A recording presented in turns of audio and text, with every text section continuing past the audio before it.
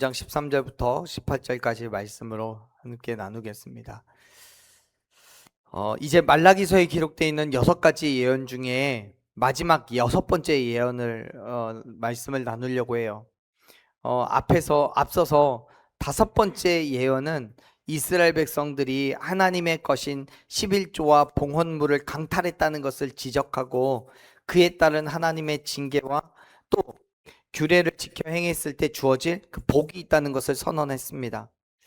하나님께서 11조와 봉헌물을 강탈한 이스라엘 백성들을 책망하시고 하나님을 시험하여서 복을 쏟아붓지 않는지 보라고 우리에게 도전을 하죠. 여러분, 물질적인 순종을 대표적으로 말씀을 하시면서 하나님의 신실하심을 경험하라고 말씀하시는 거예요. 그리고 이스라엘 백성들에게 반드시 부어주실 축복이 있다라고 그렇게 선포하셨어요. 그런데 그럼에도 불구하고 이스라엘 백성들은 하나님의 제안에 반응하기보다는 그들의 마음 깊은 곳에 쌓아둔 의심과 냉소적인 태도를 버리지 않아요. 그리고 오히려 하나님을 섬기는 것이 헛되다라고 대놓고 하나님을 대적합니다. 먼저 한번 13절 읽어보죠. 13절 말씀 같이 읽어봅시다. 여호와가 이르노라 너희가 완악한 말로 나를 대적하고도 이르기를 우리가 무슨 말로 주를 대적하였나이까 하는도다. 아멘. 지금 이스라엘 백성들이 하나님께 지적을 받는 이유가 뭐냐면, 근본적인 이유는 그들의 마음의 완악함 때문에 하나님을 대적해서 그래요. 그 완악함으로 하나님을 대적해서요.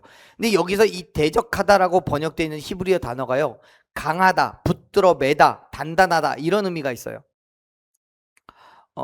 이 단어는 우리가 이미 다 잘 알고 있는데, 출애굽 당시에 애굽의 왕인 바로가 하나님을 대적할 때 이스라엘 백성들을 내보내지 않고 대적하잖아요. 그때 그의 완악함을 표현하는 단어로 쓰여져 똑같은 단어예요. 지금 이가 무슨 말을 하는 거냐면, 이스라엘 백성들은 자신들의 완악한 생각을 고집하여서 콘크리트처럼 단단하게 굳어진 마음으로 하나님을 대적하고 있다는 거예요. 하나님의 말씀에 순종하지 않고 있다는 거예요. 오히려 하나님을 거부하고 하나님이 내가 어떻게 무엇으로 하나님을 오히려 대적했느냐라고 따져 묻기까지 하잖아요. 그런데 여기에서 더 무서운 것은 그러한 하나님의 말씀에 이스라엘 백성들의 반응이 내가 무슨 말로 당신을 대적했습니까? 라고 반문하고 있다는 거예요. 자신들이 무슨 죄를 짓고 있는지도 몰라요. 영적으로 마비가 되어 있는 거죠. 왜요? 내 지식, 내 경험, 내 판단이 기준이 되어 있기 때문에 그래요. 내가 볼 때는 아무 잘못 없어요. 내 지식이나 경험으로는 문제되지 않아요. 전통적으로, 사회적으로 이 정도는 충분히 용납되고 이 정도쯤은 얼마든지 가능한 일이에요. 세상의 법적으로도 뭐 문제되지 않아요. 뭐 예컨대 우리가 교회에 헌금 안 했다고 뭐 세상 법에서 우리 처벌받아요? 그렇지 않잖아요. 우리를 책망하거나 뭐라고 하는 사람은 없잖아요. 오히려 하나님이 마음의 힘듦과 어려움, 시대적인 상황 때문에 괴로움을 겪고 있는 이스라엘 백성들의 그러한 감정을 살펴주지 않고 뭐 죄가 있다라고만 말씀하시니까 이스라엘 백성들이 오히려 받아들여지지가 않는 거예요. 사랑하는 여러분, 내 경험과 내 지식이 하나님의 말씀보다 위에 있다면 그것이 바로 하나님을 대적하는 완악한 말의 시작이 됨을 믿으시길 바랍니다. 잠언 28장 26절 말씀에서 그러한 상태에 있는 사람을 뭐라고 불러요? 미련한 자라고 불러요. 왜요? 분명히 하나님이 사람보다 명철하고 하나님의 길이 사람의 길보다 높은데도 불구하고 하나님을 신뢰하고 믿음으로 하나님의 말씀에 순종하며 나아가는 것이 아니라 그럼에도 불구하고 여전히 인간의 미련함을 의지하기 때문에요. 그래서 미련한 자라는 거예요. 사랑하는 여러분, 인간의 지식이나 경험을 의지한다면 그의 삶에는 어떤 유익도 기대할 수 없음을 믿으시길 바랍니다. 뭐 이렇게 말씀을 드리면 뭘 그래요 목사님, 세상에서 내 지식대로 했더니 내 경험대로 했더니 돈 잘 벌리던데요, 삶이 평안하던데요. 세상에서 그럴 수 있겠죠. 하지만 그거는 일부분이고요. 그게 우리에게 채워진다고 하더라도 내 마음에 평안이 있어요? 아니에요. 내 죄의 문제는 해결받지 않아요. 내 영혼의 문제는 해결되지 않아요. 나의 마음의 불편함과 힘듦과 어려움과 그 괴로움은 해결되지 않아요. 오히려 세상은 지금 하나님을 섬기는 것보다 훨씬 일을 해야 될 때라고, 한참 즐겨야 될 때라고 말한단 말이에요. 그 안에서 그러한 쾌락을, 그러한 즐거움을 우리가 누린다고 하더라도 그 안에 진정한 만족이, 위로와 격려가 있냐는 거예요. 당시 이스라엘 백성들도 그래요. 14절 보면요, 이스라엘 백성들이 하나님의 말씀에 이렇게 대답합니다. 한번 읽어볼게요. 14절. 이는 너희가 말하기를 하나님을 섬기는 것이 헛되니 만군의 여호와 앞에서 그 명령을 지키며 슬프게 행하는 것이 무엇이 유익하리라. 아멘. 여러분, 지금 이스라엘 백성들의 속마음이 뭐라는 거예요? 하나님을 섬기는 것이 헛되다고 말하는 거예요. 무슨 유익이 있냐는 거예요. 여기서 이 명령을 지키며 라고 번역한 히브리어는 군인이 경비를 서는데 자기 의지가 아니라 억지로 그 자리에 세워서 밤을 지새우게 하는 것을 의미합니다. 무슨 말이에요? 하나님의 명령을 지켜 행하는데 그것이 자기 의지가 아니라 억지로 한다는 거예요. 억지로. 그리고 그게 무슨 유익이 있냐는 거예요. 여러분, 그들은 하나님을 예배하는데 하나님을 사랑하기 때문에, 하나님을 경외하기 때문에 예배하고 있는 게 아니에요. 마치 군대 가기 싫은 사람이 끌려가서 보초를 서듯이 억지로 종교적인 의무를 행하고 있는 거예요. 그러면서 하나님께 청구서 내미는 거예요. 이렇게 말하는 거죠. 내가 이만큼 힘들게 예배하고 있으니까, 보초 서고 있으니까 내 삶에 물질적으로, 환경적으로 현실적인 보상을 해 주셔야 되는 거 아니에요? 왜 여전히 하나님 예배하고 있는데 왜 여전히 내 통장은 영원히 빵원이고 내 삶은 왜 여전히 힘든 것이 계속되고 있습니까? 여러분, 지금 하나님의 선택받은 자녀라고 이야기하는 이스라엘 백성들이 왜 이렇게 말하는 거예요? 지금 그들이 구하는 그들의 신앙은, 그들이 구하는 그 세상적인 복에 사로잡혀 있기 때문에 그래요. 무슨 말이냐면 지금 이스라엘 백성들은 하나님을 믿는 그 신앙적인 태도에 현실적인 보상을 요구하고 있는 거죠. 여러분, 우리가 하나님을 믿는 것, 하나님을 예배하는 것, 찬양하는 것, 그 이유가 뭡니까? 여러분, 교회 오는 이유가 뭡니까? 이 땅에서 잘 먹고 잘 살려고 그런 거 아니잖아요. 하나님을 예배하는 것은 나를 향한 하나님의 사랑에 대한 감사와 은혜 때문인 거 아닙니까? 동의가 안 되세요? 여러분, 내가 하나님의 창조물로서 나의 주인 되신 하나님을 무엇보다도 경외하고 신뢰하는 것은 나를 하나님의 백성으로 삼아 주신 것에 대한 당연한 태도임을 믿으시길 바랍니다. 그게 우리의 예배인 거예요. 그 예배 가운데, 그러한 믿음의 삶 가운데 하나님께서 축복을 부어 주셔서 이 땅에서 잘 먹고 잘 사는 건 그렇게 주신 은혜인 거예요. 혹 그 은혜가 우리에게 없다고 할지라도 하나님께 그걸 당연하다는 듯이 요구할 수 없다는 거예요. 그래요. 하나님은 당신을 경외하는 자들에게 축복을 약속하셨어요. 하지만 여러분, 우리가 하나님을 예배하고 하나님을 향한 그 경외의 믿음의 태도를 갖는 건 그 축복을 기대하고 있기 때문이 아닌 거예요. 우리는 아무런 자격도 없고 죄와 허물로 가득 차 있는 존재이지만 하나님께서 강권적인 은혜로 우리를 당신의 자녀로 불러주셨기 때문에 그 은혜를 받은 자로서 하나님을 예배해야 되는 의무가 있는 것을 여러분 기억하시길 바랍니다. 그런 지금 이스라엘 백성들은 오로지 세속적인 복을 보상으로 기대하면서 하나님을 섬기는 거예요. 그래서 하나님이 자신들이 하나님을 섬기면 하나님이 반드시 우리의 삶을 축복해야 된다라고 생각하는 거예요. 그런데 현실적으로 어때요? 현실에서는 우리 교만하면 우리 성공합니다. 악을 행하면 즐거움과 만족을 누립니다. 하나님을 믿지 않는 자들이 더 잘 사는 것 같아 보여요. 그러니까 이스라엘 백성들이 실망한 거예요. 신앙에 회의감이 든 거예요. 그래서 결국 하나님을 섬기는 것이 헛된 것 아니냐고, 우리에게 무슨 유익이 있냐라고 말해요. 여러분, 그래요. 세상의 시선으로 보면 우리가 교회 다니는 게 정말 유익이 없어요.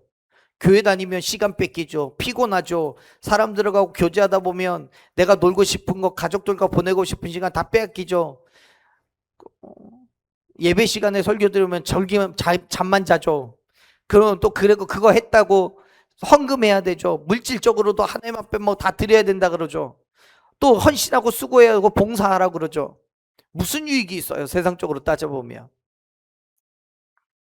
사랑하는 여러분, 물론 우리의 믿음의 생활 가운데 하나님께서 물질의 복, 세상의 형통함을 반드시 주십니다. 아멘.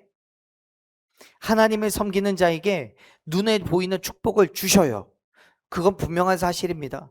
하지만 여러분, 우리가 바라고 소망하는 것은 그것 때문에 예배하고 그것 때문에 교회 다니는 거 아니잖아요.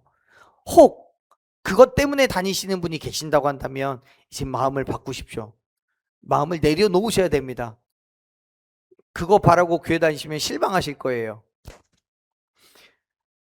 하나님께서 당신의 백성들에게 주시는 복은 본질적으로 천국에 소망이 있음을 믿으시길 바랍니다. 우린 천국 가려고 예수 믿는 거예요. 아멘. 여러분, 믿음은 비즈니스가 아니잖아요. 거래가 아니란 말이에요. 내가 하나님께 무엇을 드렸기 때문에 나도 당연히 받아야 되는 게 아니란 말입니다. 내 자아를 만족시키고 내 유익을 구하기 위해서 하나님과 거래를 한다는 것은 소위 말하는 기복신앙인 거예요. 내 삶에 확실한 보상이 주어지지 않는다고 해서, 하나님을 믿고 신뢰하는데 여전히 가난하고 힘들고 어려움이 있다고 해서 하나님을 믿어봐야 아무런 소용이 없다고 말하는 것은 나를 위해서 십자가를 감당하신 그 은혜를 모르는 거예요. 사랑하는 여러분, 지금 당장 내 삶이 엉망진창이라고 할지라도 하나님께서 나를 통해 행하실 놀라운 일을 기대하시기를 바랍니다. 그리고 그 기대를 가지고 하나님의 선하신 뜻을 신뢰하며 믿음의 삶을 포기하지 마십시오. 내 지식과 경험이 아니라 하나님의 말씀과 그의 선하신 뜻에 따라 살아가십시오. 힘들고 어려워도 온전한 믿음의 삶을 결단하시길 바라요. 당연히 세상은 그러한 우리를 향해 비난하고 조롱을 쏟아 놓을 거예요. 세상은 세상에 말도 안 되는 그 인간적인 상황을 보이면서 우리를 유혹하고 시험할 거예요. 이 시대에도 그랬어요. 15절 말씀 볼게요. 15절 보면 이렇게 말하죠. 읽어봅시다. 지금 우리는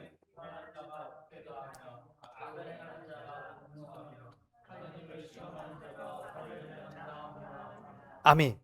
보세요. 이스라엘 백성들은 교만한 자가 복되고 악을 행하는 자가 번성한다라고 말해요. 하나님을 시험하는 사람이 징계를 받는 게 아니라 오히려 형통하는 것을 보니까 하나님께 묻는 거예요. 그게 옳은 거냐고. 하나님을 섬기지 않으면 심판받는다면서요. 재앙 받는다면서요. 하나님을 믿지 않으면 멸망당한다면서요. 그런데 왜 세상은 오히려 그런 사람들이 더 잘 사는 거냐고요.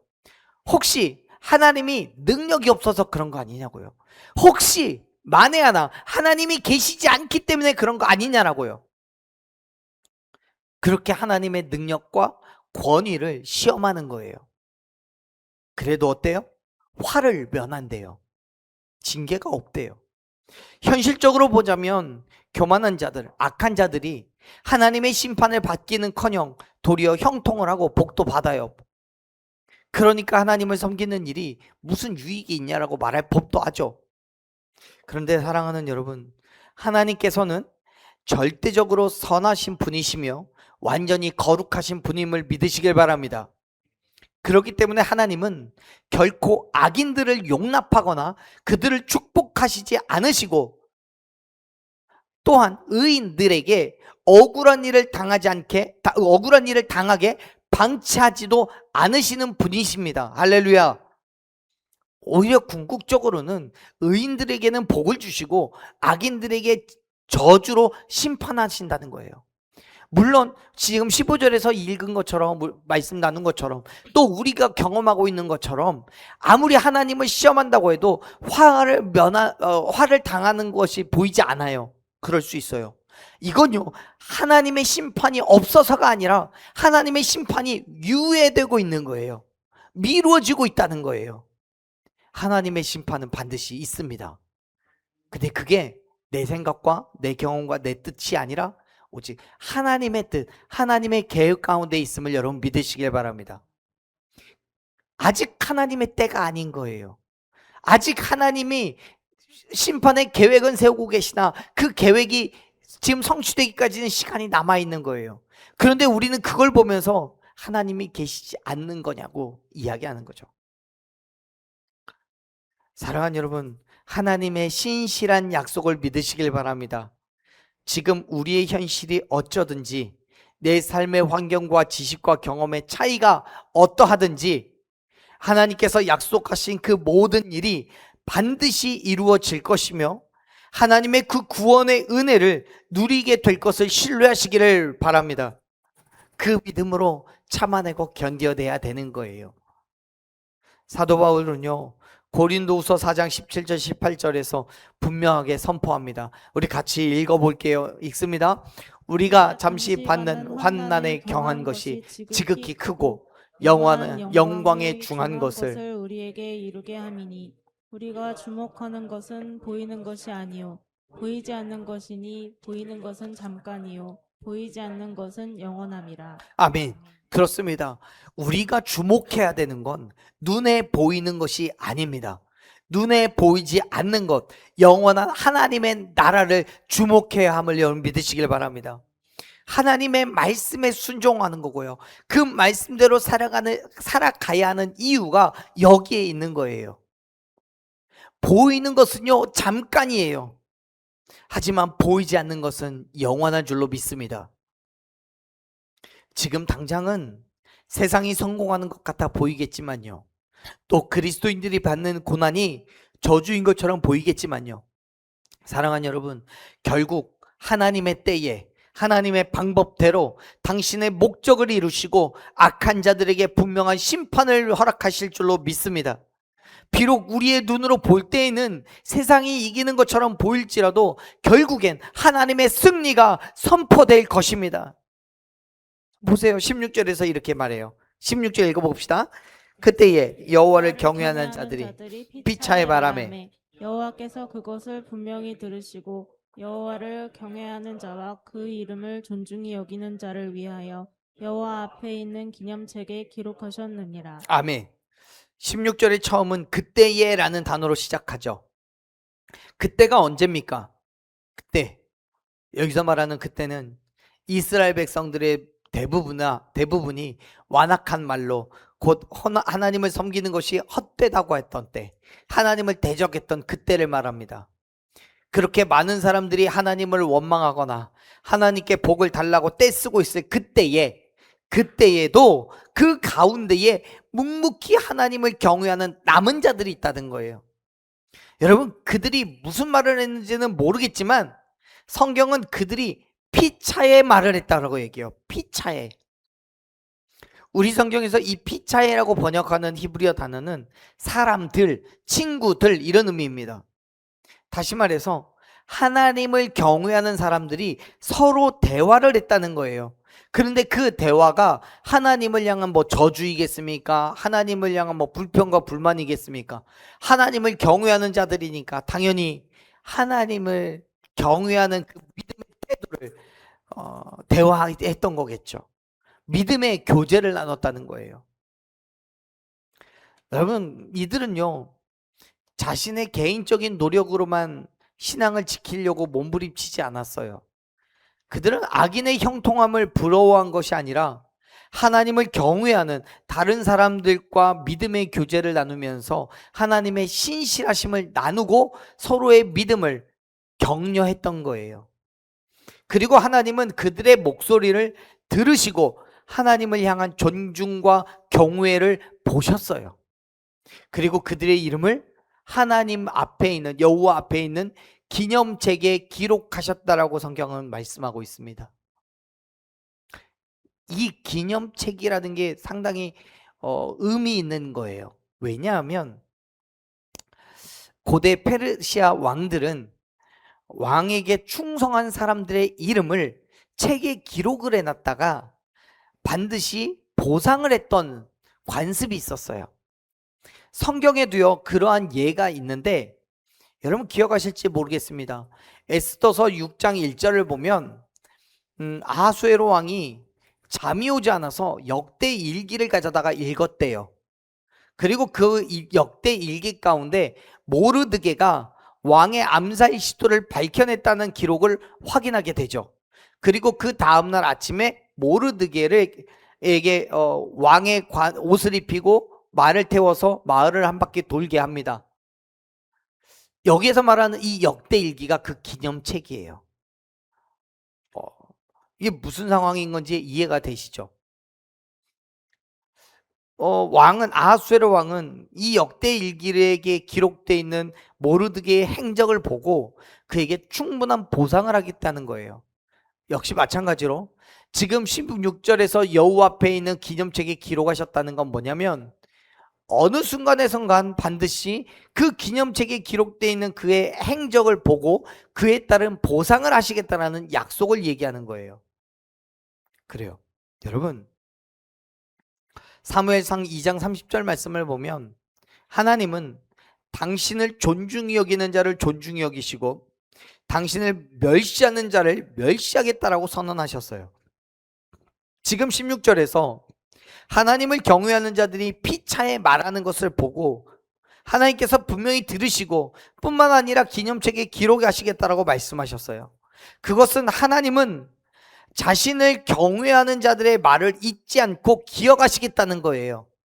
그리고 하나님의 때가 되었을 때 그에 따른 보상을 하시겠다는 약속인 거예요. 그렇습니다. 사랑하는 여러분, 하나님께서는 세상이 알아주지 않아도, 세상이 알아주지 않아도 또 내 자아와 만족을 내려놓고 하나님을 경외하며 믿음을 지킨 그리스도인들의 이름을 당신의 기념책에 잊지 않고 생생하게 기록하시고 계심을 믿으시길 바랍니다.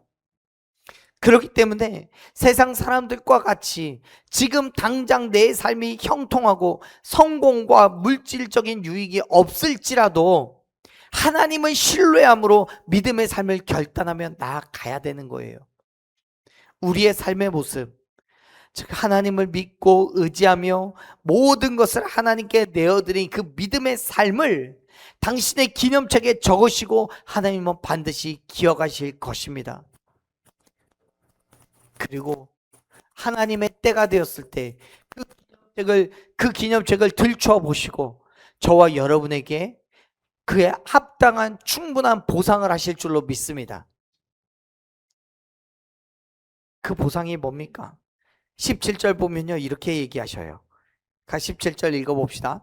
만군의 여호와가 이러노라. 나는 내가 정한 날에 그들을 나의 특별한 소유로 삼을 것이요 또 사람이 자기를 섬기는 아들을 아낌같이 내가 그들을 아끼리니. 아멘. 하나님께서는 내가 정한 날에 그들을 나의 특별한 소유로 삼을 것이라고 선언하셨어요. 여기서 이 특별한 소유가 뭐냐면 히브리어로 말하면 왕이 국가의 재산과 따로 구별하여서 자기의 침실 가장 깊은 곳에 감춰둔 비밀스러운 보석을 의미합니다. 특별하게 구별되어 나의 것으로 삼은 귀한 거예요. 여러분 하나님을 섬겨도 아무런 유익이 없습니까? 교회를 5년, 10년, 20년, 30년을 다녔어도 여전히 나는 가난하고 병들고 힘들고 어려움만 가득합니까? 내 삶에 보이는 보상이 없다고 해서 하나님이 나를 잊어버리신 것 같으십니까? 아니에요. 아니에요. 하나님은 당신을 경외하는 저와 여러분을 온 우주에서 가장 값진 하나님의 비밀 보석으로 여기신 줄로 믿으시길 바랍니다. 그 보석을 얼마나 아끼는지 17절 마지막을 보면 하나님은 아들과 같이 아끼신다라고 말씀해요. 여러분, 사람에게 가장 귀한 것은 누가 뭐라고 해도 자기 자녀예요. 진짜 자녀는 누가 억만금을 준다고 해도 바꿀 수 없는 존재잖아요. 하나님은 당신을 경외하는 자들을 그만큼 아끼신다라고 선언해요. 얼마나 아끼셨어요? 얼마나 아끼셨습니까? 너무나 아껴서 우리를 위하여 당신의 아들을 십자가에 죽기까지 하셨습니다. 여기서 이 아끼다라고 번역하는 히브리어는요, 어떤 대상을 불쌍히 여긴다라는 의미를 가지고 있어요. 불쌍히 여기기 때문에 마땅히 죽여야 할 상황에서도 죽이지 않고 그의 생명을 보존해주는 행위까지 포함하고 있는 단어예요. 여러분, 그만큼 아낀다는 거예요. 마땅히 죽어야 할 상황에서도 죽이지 않고 우리의 생명을 보존시켜 주실 만큼, 사랑하는 여러분, 세상의 관점에서 우리는 아무도 알아주지 않는 존재일 수 있어요. 지극히 보잘것없고 평범한 존재, 더 나아가서 미련하고 한없이 부족한 존재일 거예요. 하지만 하나님 앞에서는 무엇보다도 귀하고 소중한 존재인 줄로 믿으시길 바랍니다. 그렇기 때문에 세상은 악한 자들, 교만한 자들이 성공한 것처럼 보이지만 하나님은 결코 악인들이 계속해서 형통하도록 방치하지 않으세요.